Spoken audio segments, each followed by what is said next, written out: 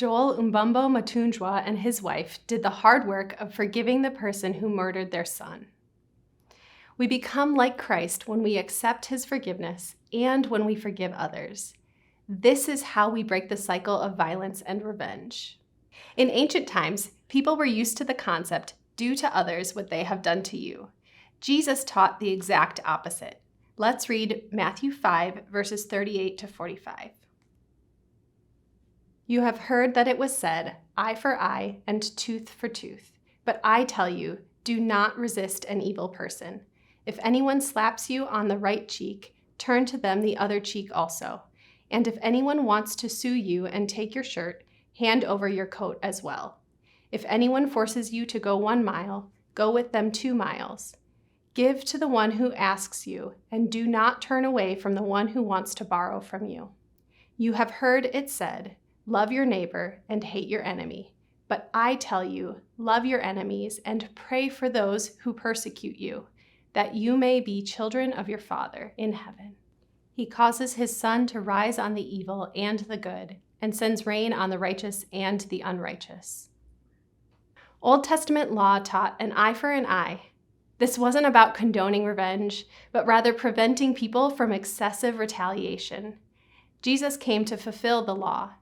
He took their understanding a step further and taught non-retaliation. He taught that we should be willing to suffer personal loss rather than causing suffering in return. This is what forgiveness is. It is not a weak, passive thing. It's an active choice. Turn, give, walk, carry, love, pray. He used active verbs to describe what forgiveness looks like. It's important to know that Jesus wasn't teaching that we should endure abuse. We know this by understanding the context of the culture he was speaking to. For example, a slap on the cheek wasn't about physical pain in ancient Jewish culture. It was a backhanded slap, which wouldn't really hurt, but it was a serious insult. By telling us to turn the other cheek, Jesus was saying that we should let insults to our pride go. We should be willing to accept more rather than returning the insult. We should forgive instead of seeking revenge. Jews were familiar with the biblical command, love your neighbor, but they added to it by saying that meant they could hate their enemy. Jesus cleared up the teaching by saying that as children of God, we should love all people, including our enemies. Love and forgiveness are not optional for Christians. They are commands. Let's read what Jesus said to his disciples in Luke 17, verses 3 and 4.